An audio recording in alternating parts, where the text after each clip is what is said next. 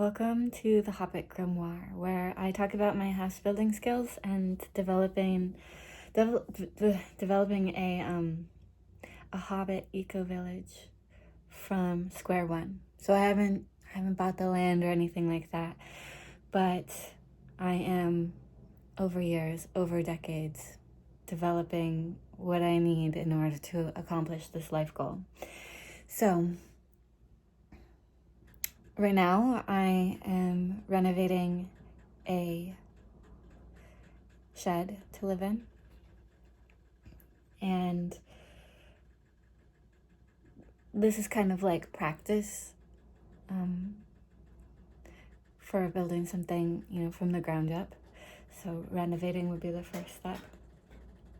And I think the motifs that I took away with it, the themes that I understood in this first project, which was to knock out all the shelving, all the built-ins, in order to put insulation to insulate the walls and ceilings. So I think what I saw and learned was about leverage and how to leverage hand tools. So I already know how to use a pickaxe, in the sense where you like swing it up above your head and then you bring it down and bang your knees at a 90-degree angle. If you bend them, if you go all the way down, you squat, then it's going to deteriorate your knees, and that will be painful. And if you, instead of like putting the energy into your legs, you flop over and you throw your back into it, then you're gonna have back issues. So I'm still trying to figure out how to safely distribute the energy and the weight of my form in order to not hit either of those weak points. But it's really fun to like swing it up and go kind of like on your tippy toes to get as much momentum as possible, and then swing it down, bring it down. It's a lot of fun. I like pickaxing. But with sledgehammering, that's what I'm using to basically destroy the inside of this shed, this garden tool work area. But before I get into that, I want to talk about why I'm calling this the Hobbit Grimoire. Hobbit, of course, because small houses with cottage charm are now sort of universally described as Hobbit, and it also describes how the fantastical approach. I don't want it to be like too manicured or too modern we're working with. I mean, I think this shed project is going to be it's going to be more aligned with Lowe's or Home Depot or whatever, like the tools and stuff. The materials will be bought from there, but as I learn how to build it in a contemporary way, then I want to translate it into more natural ways. Because I'm thinking a lot about how houses as precious objects, and how if a house is built cheaply with materials from Lowe's or Home Depot, then the likelihood that it will be revered as anything special in itself as an object in the next 20 years will, the likelihood that it will have any meaningfulness as an object, it just won't be there. It just won't have meaning. But if precious objects are used, precious materials are used in a gentle and respectful way, then the house can have meaning and a sense of self and character. Plastic doesn't have, does plastic have character in and of itself? No, the livingness, aliveness of wood and stone, the magnetism of stone, these sorts of materials, even plaster, yeah, has something magical to it. Anyway, these more magical materials, these materials with life will, and I don't actually believe they have life in them, but they've been developed through the forces of nature, and so they have a story. They have story. We like to see story. We like to see labor. We like to see, you know, something carved, carved wood or carved stone. There's just there's magic in the forces that were applied to create it, either the mind of a human, or we can think of how the forces of nature, I'm not going to say it's a mind. I'm going to say that it's a process of seeing time pass. The rings of a tree is going to tell us about the weather of years, which is very interesting. I bet, like, you know, like a door or something, you're not going to see the tree rings, but you're going to see the shapes of how the tree, when cut along the tree rings. And I wonder what stories you can tell when you can see in that. I don't know enough about tree rings. But yes, there's a story to be told in a house that's developed with interesting objects and interesting materials. So that's my approach. I'm not quite there yet because I don't have mastery over my materials. Anyway, the reason why it's called Hobbit Grimoire was because while clearing out this shed, I found a single playing card. And I read tarot. I know the tarot very well. And in tarot, so let me find it. Actually, I've been finding a lot of cards recently, just while walking on the side of the road or something, on a sidewalk or in the grass. I might just find a couple tarot playing cards, which I can translate into what I know of tarot. Very interesting stories. So before I get to the shed one, I'll tell you this one. I'll tell you what I found while walking to the auto repair shop because I've been having car problems. So 4 of hearts will be 4 of cups, which is disappointment. You know, there's love all around, but not being able to accept it. It's this, there's like a person sitting on the ground. He actually kind of looks pretty peaceful. He's meditating almost. He's cross-legged under a tree. But he's not meditating. He's brooding. And he's looking at these 3 cups in front of him, and he's dissatisfied. And then there's a sort of celestial hand that is offering him a 4th cup. And, you know, bringing him the cup, and he can't see it. He's looking down at his 3 cups, and he's missing the 4th cup. So I think I can say that there's some dissatisfactory aspects of my life, just with my car breaking down.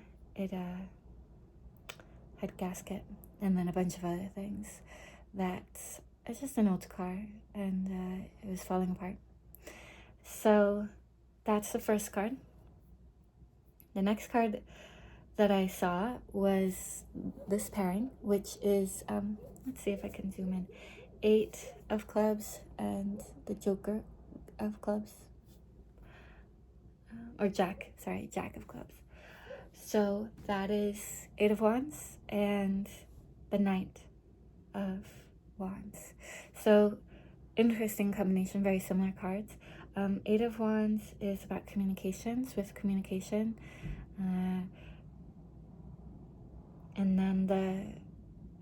Wands is sort of about passion, ambition. It's a pursuit. It's a fiery young person with goals and stuff. Yeah. And let's look at the last. No, there's 2 more actually. Then there's 10 of Clubs, which is 10 of Wands. That is being able to. That's burden. So the 10 of Wands is sort of the end of a career or the end of a business, or it's become overgrown, and then there's a burden taken on. So it's a card of responsibility. So taking on responsibility, and I'm seeing that translating to this project is like house building is about growing roots, taking on the responsibility of being a householder. There's an interesting Buddhist story about Mahakassapa. He is kind of perceived as like the father of the Sangha after the passing of the Buddha, and his going forth into the ascetic life before he met the Buddha was he had this realization that all the beings that were being crushed in the fields or eaten by the predators, like the crows, I don't know, whatever birds that eat the little bugs and the worms and the beetles, that everything in these fields that he was affecting through the labor of his farmers, of his employees, all of that karma, all of that responsibility was placed on him. So there's a lot of responsibility in being a landowner and being a house builder and someone who is affecting their environment in such a total and extreme way. But also, humans need these environments, and I'm thinking about how the village will help many people. Gosh, am I really willing to take on this karma? Yes, I will, because I think at the moment, my dream is for these little houses to be for Buddhist nuns and have like a nunnery. And there's also a Buddhist story about this woman who wasn't a nun, but she had the facilities to care for many monks. She would house them and feed them. There was many, I guess they're called kutis in Pali. So small houses, little sheds, very minimal, just a shelter. And it's a very interesting story. I'm not going to get too far into what it meant, but there was something wonderful about this woman taking care of the monks. And it also reminds me of my experience in living at a meditation center and I really enjoyed being the course manager, which is the person responsible for taking care of the material needs of the students, of the meditators. So going and, if someone needs a toothbrush or a heater or anything like that, I would take care of them. And I really enjoyed that. So those are things I'm thinking about in my motivations for developing a village of wonderful little homes, and who I want to live there, because beings are so virtuous. The little nuns. I can't think of anyone more virtuous than someone who is dedicating their lives to the pursuit of meditation and overcoming their reactivity to become better people and to finally reach the final goal of liberation. So that is what I'm getting from this card. Last card is the 4 of Clubs. Oh, come on. Phone is being silly. 4 of Clubs. And 4 of Clubs is the 4 of Wands, which is harmony. Usually it's some sort of commitment. A lot of times it might be a wedding or something of that nature. I am not intending to get married. I want to have the freedom in my life to make my fantastical world come come to fruition. And I feel like, sorry, other people kind of slow me down in that way. I am a very thoughtful person. It might take me a while to fully understand how to accomplish something. But that is because I am not going to compromise my vision for the mediocrity of other people. So I'm not gonna get married because I don't want someone to tell me no. And what else does a man do other than tell their wives no? So those are the that was my reading for this next project.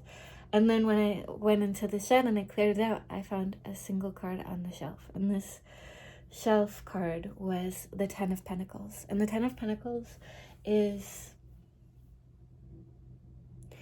about wealth, about generational wealth. It's about legacy. It's about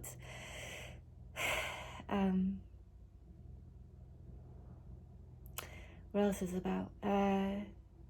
Stability, taking roots.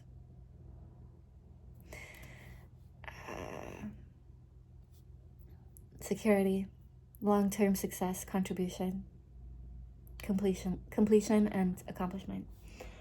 I could have probably remembered all those words, but I'm like a little embarrassed that I had to like look at my notes to get all those words in. But a lot of times tarot is like about what the intuitive read is, and not all those words are going to apply. But what I see from it is that it will be successful. There will be the abundance acquired to achieve this goal, and that it will have a generational effect. So this will not only affect my life and the people who are living now, but people in the future will also benefit from it, which is a really exciting thought. I love the idea of being a positive stepping stone for other people, for humanity, for the development, growth of humanity. Because I think of myself and all of the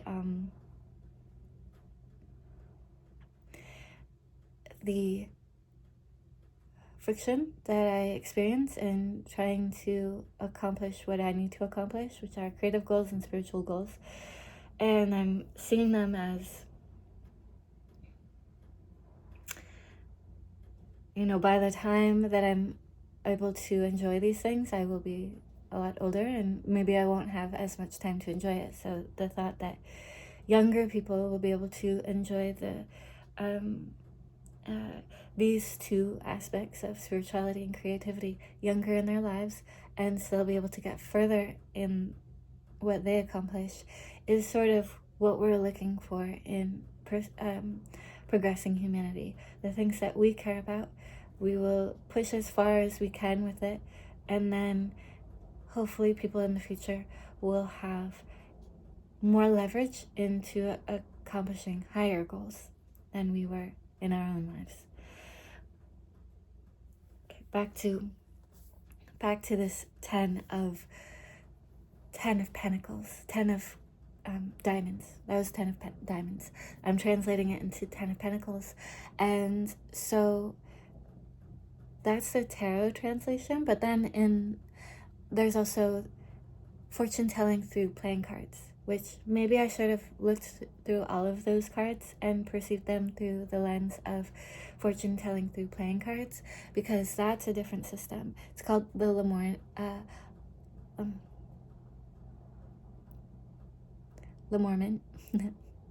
There's a lot of M. Okay, I wrote it down actually inaccurately. There's too many N's there. M's. Okay, Lenormand. There we go. Lenormand. Fortune telling cards. And in that system, the 10 of diamonds is the book. So the book is either a textbook or it's a grimoire of spells. So a person's, all their secrets, all their spells, all their ways of affecting the world, they're recording it and applying it in this book, in the text. So this YouTube channel is a grimoire of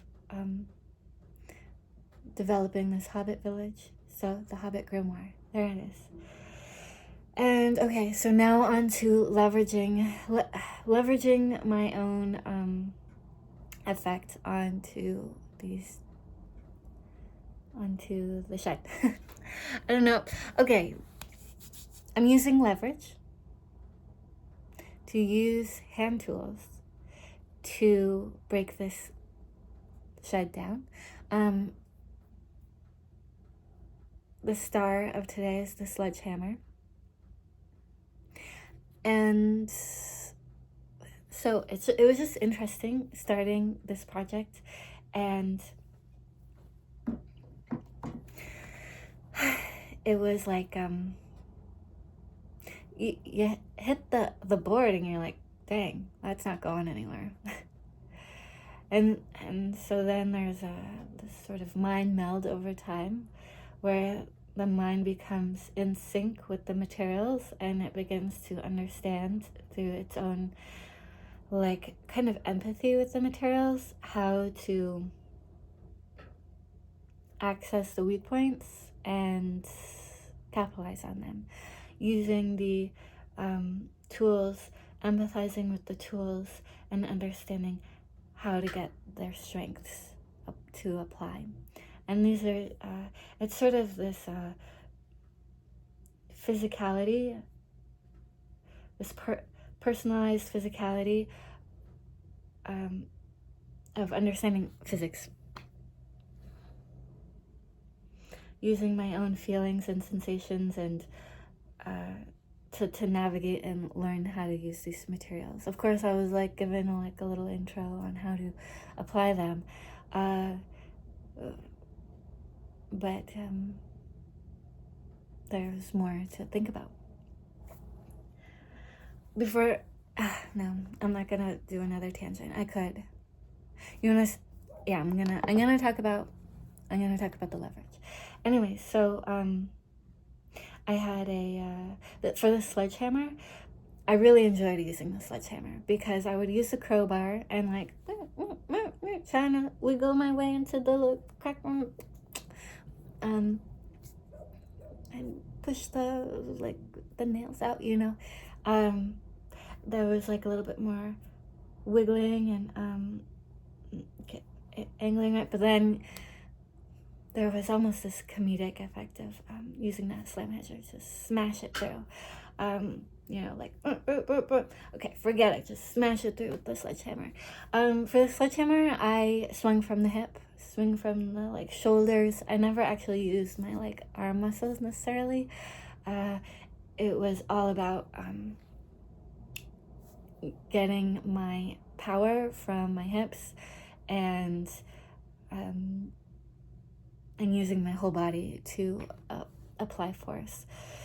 And I also would, for the shelving, right here, say that's where the shelf is nailed in, and I'm trying to, let's have it this way, and I need to pull this piece of wood off of the shelf part, so the vertical part needs to be torn off. So I'm going to hit high up here to get more leverage. If I hit here, I'm gonna need more strength, more power, and it's going to be more difficult for me.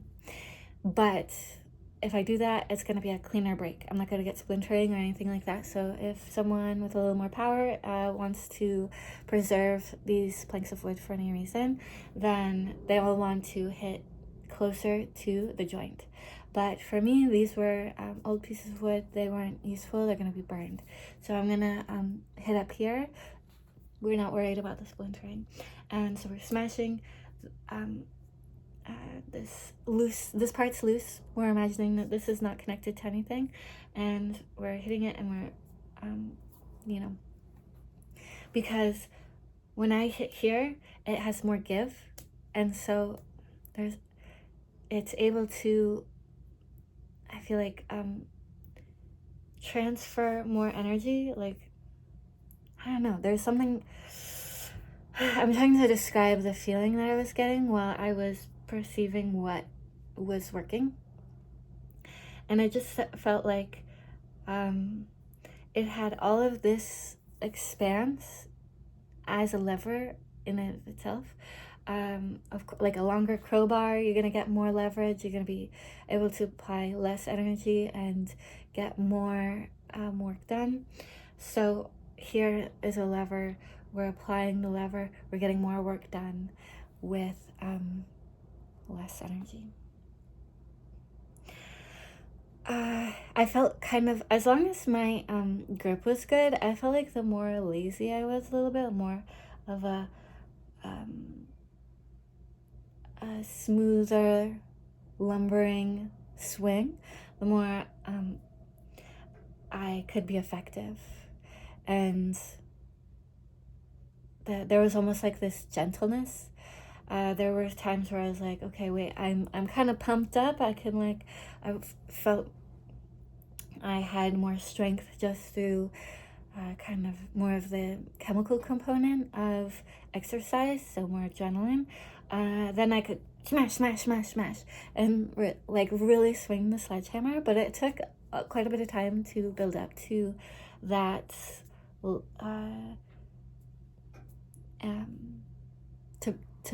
build up to that strength.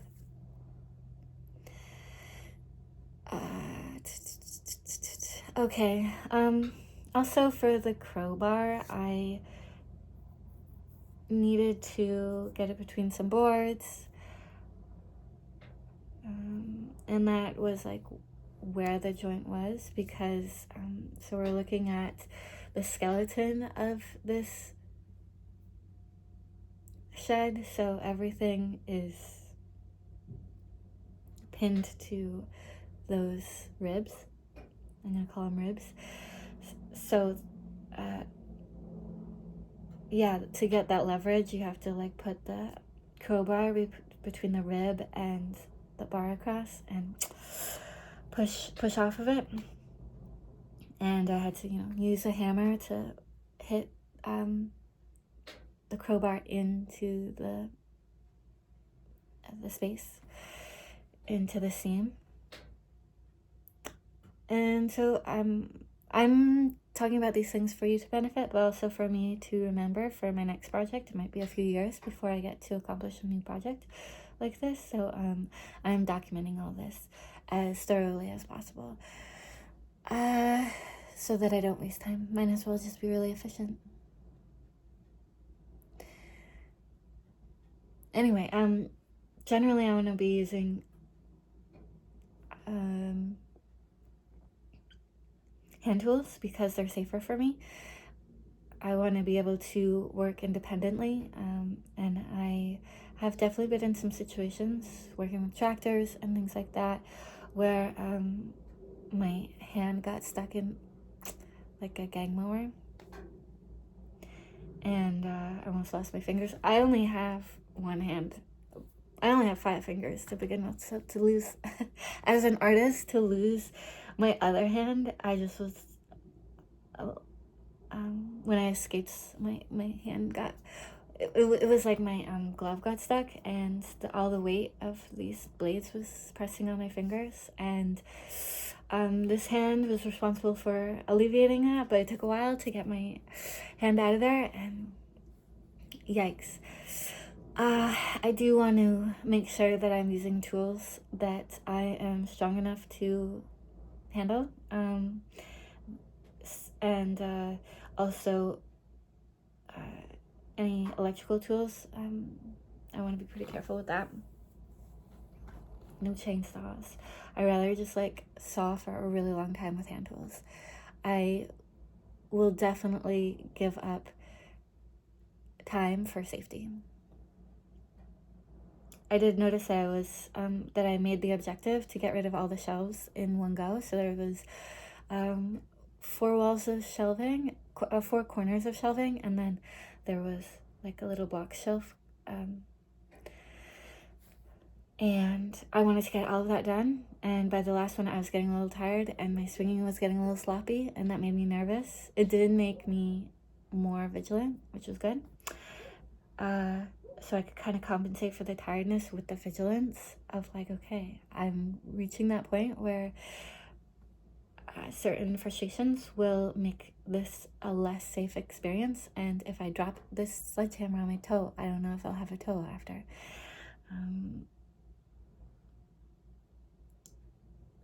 So I want to live a good long life. I have things that I want to accomplish, and I need to make sure that I get out of any difficult situation. I want to be able to preserve all my limbs, the ones that I have left. That makes it sound like I lost my fingers in an accident. So this hand, I was born that way, so there's no trauma with that. It's a lovely gift. I love my tiny croissant hand. And okay, last thing, I want to show you the surprise within this shed. Besides the card, there was also a very interesting thing. So it had a root cellar. Honestly, there was this creepy hole, and I didn't realize how deep it went. Peered inside. It's got like a whole nother level. I don't think I'll be able to make it a 2-story shed, but it's pretty special. So at least maybe it can be higher ceilings, or maybe some dimensional flooring. I don't think I will be able to exercise my, true creative exploration in this project, but it was pretty cool to see. Let's see. Anyway, because but yeah, even just knowing that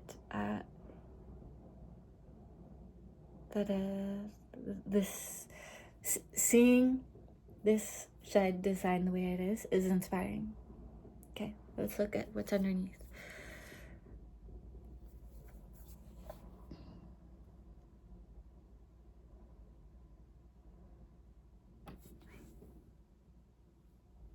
Yeah, there we go. So there's my low battery. Yeah. So it has good ventilation and it's very dry, which is a good sign. And so those are the shelves that I knocked out.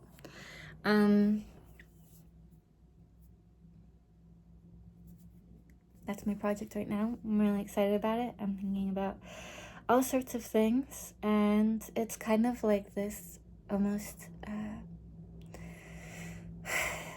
it's like looking into the future. Looking into the future because this is something I want to accomplish, and I'm starting it, and it's nowhere near where it towards being able to show the vision that I have so far, but it's important documentation.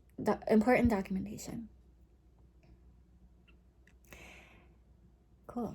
Anyway, thanks for listening. Thanks for being here, and I really appreciate you. I hope that all your dreams come true. I hope you have big dreams, and I hope you're taking the steps in order to accomplish them. And I want for you to be happy and healthy and inspired to act in this world. All right, thank you. Bye.